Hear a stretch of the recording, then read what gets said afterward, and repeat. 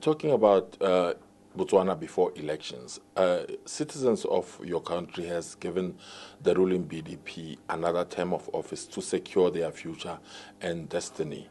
And how will you be working to ensure that you live up to the promises that were made ahead of the elections that put you back at the helm? What I have always done in ensuring that we remain true to our democratic principles is that when we have won an election, we don't sit back for 5 years and assume that we can just carry out the manifesto pledges that we made. So we constantly, including myself, hold public meetings and interact with members of our nation.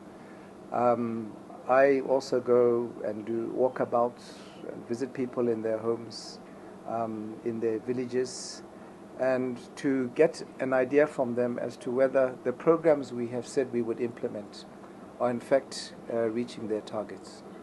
And during those interactions, you're able to get a feeling as to whether people are satisfied with what we are putting in place or whether we need to go back to the drawing board and start over again.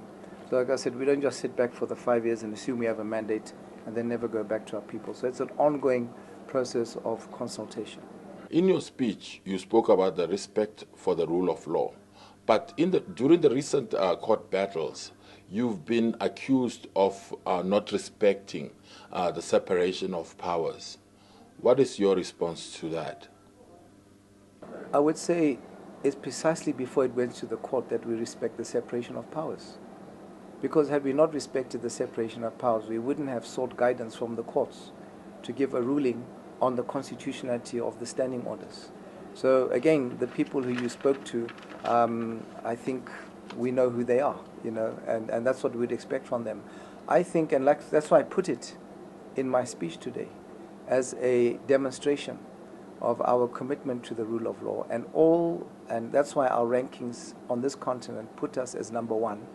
And we are in the 20s to 30s worldwide in all the various indexes that I outlined in the speech. And there are a number of indexes which demonstrate that. There's been much speculations around the person that is likely to take over when your term ends in 2018.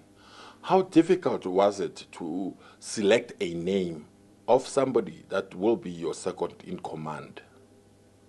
It's always difficult, like the country you come from, where you have a population of 50 million plus in South Africa. I mean, you must have such a huge pool of people who could be president, vice president, or ministers. Of course, we are a much smaller population, but that doesn't make it any different that we still have got a lot of good people who could be president. So it is difficult, you're right, to choose the right person, both who I'd be able to work with and who would be acceptable to the party and the government and the nation at large. So at the end of the day, there's only one vacancy for that post, and you have to fill it with somebody. And I think the way you saw the votes going yesterday for the endorsement of the Vice President showed that he had overwhelming support. So I assume I made a good choice. President Khama, you spoke about the diversification of the Botswana's economy away from mining. How is that exactly going to work, sir? When you talk about diversification, I put it into two. There's both the mineral sector and then there's the non-mining sector.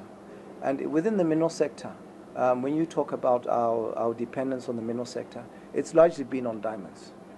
But what we decided to do was that even with diamonds, we need to diversify within the diamond sector. We didn't just want to be a producer of diamonds. We wanted to benefit from all the downstream activities of diamonds.